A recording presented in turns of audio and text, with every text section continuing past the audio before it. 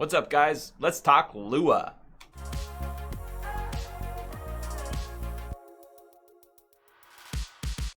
Okay, so far we have this script, Pirates Cove, and it's going great. But last episode, we ran into some interesting issues with random number. Now, we had to write out quite a bit of code, and it was rather annoying. We don't want to have to write this out every single time we want a random number. So what can we do about that? Introducing functions.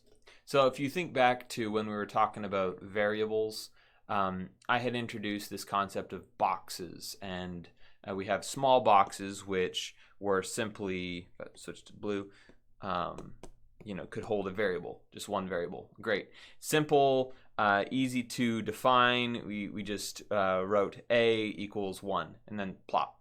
We've got a little box. Well, I also mentioned that there are bigger boxes that are actually like a function, and they have a whole machine inside which can do all kinds of fun stuff. So you can't just define them like we've done up here, where we simply set something equal to a value. There's a lot more to it. So what I'm trying to get to is there's a syntax to functions. So we know a little bit of the syntax already. For instance, when we did io.read, you notice that there is this, well, first of all, that this is a function, io.read is a function. And then also, of course, every function had these parentheses. And in this case, io.read was generating something or doing something. And in this case, getting an input from the user. And then it was spit out from io.read into just a simple variable. So you can see the similarity here, except that we've got some parentheses and stuff like that. But where is io.read actually defined? I mean, where does the magic actually happen, and what goes into actually defining that? Well, I'm going to explain that today because we need to write our own function. In the case of io.read, we don't worry about where it was written. It's just it's a function that was created by somebody else, and we're able to use it. But we need a custom function, and in this case, we actually need a function that will generate random numbers because for some reason, the built-in function just doesn't work. Math.random, it just doesn't work. First thing to know about functions is that you have to predefine them because your script reads from the top to the bottom, and so you have to create your function before you actually reference your function. For that, I'm creating this little comment header over there. Just double hyphen. Remember, that creates a comment. It comments out the entire line. And then underneath that, I'm going to actually define my functions. So this is the syntax for defining a function. We start by writing function. You'll notice mine does some color coding, and it turns green. After that, we are then going to give it a name. In my case, I'm going to say random for random number. And then after that, we put to open and close parentheses.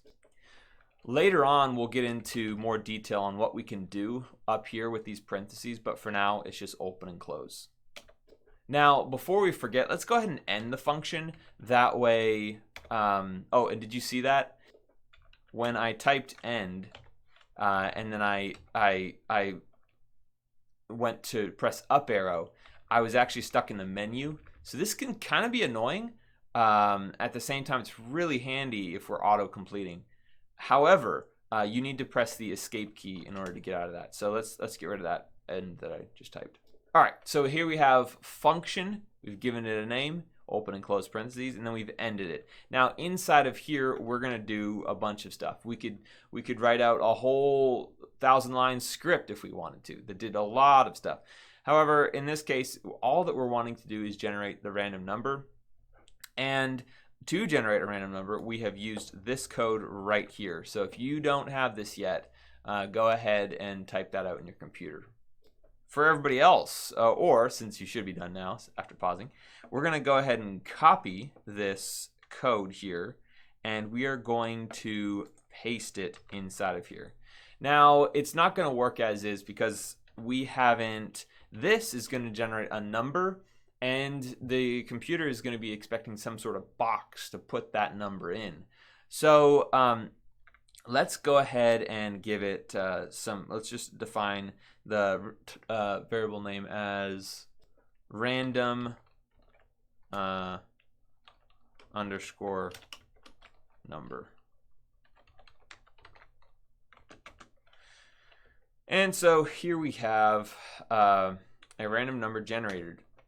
However, this is not the end. Every function has a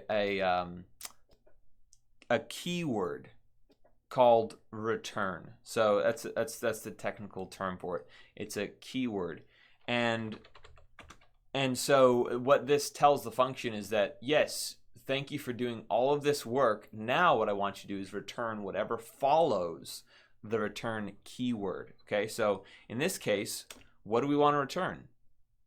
A random number. Another little handy feature of Notepad++ is that it does some auto-completion. I have mine for auto-completing words, and so all I have to do is press enter once I have selected the right value, and it will auto-type. I should say auto-complete. Okay, great. So this should be defined correctly. We have a function called random, and it does some math, and then it returns a random number. Now let me show you the power of our function.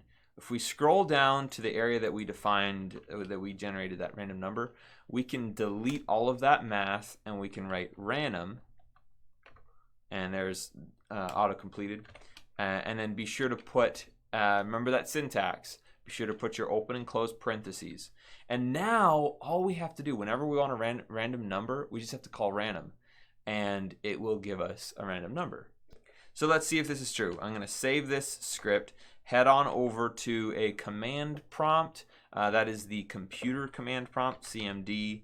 Open it. You can also, like I've been saying, go to the folder that contains your code, shift left, shift right click, and then click open command prompt here. And then what we're going to do is we're going to type out Pirates Cove, or whatever you labeled yours, called yours, and enter it. Now I'm going to enter my name. Absolutely, I want to attack.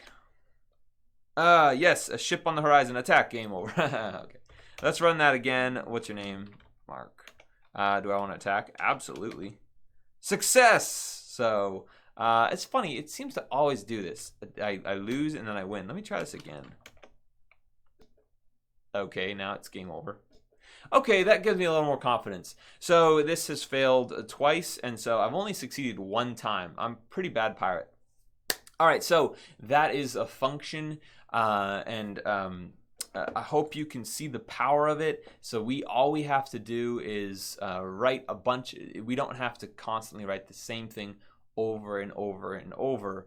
All we have to do is give it a name, put it in a function, and we can call it one time. So there's a large amount of power in functions.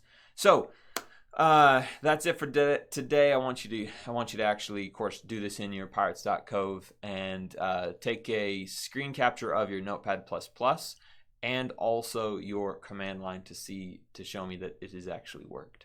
Thanks, guys. I'll catch you next time.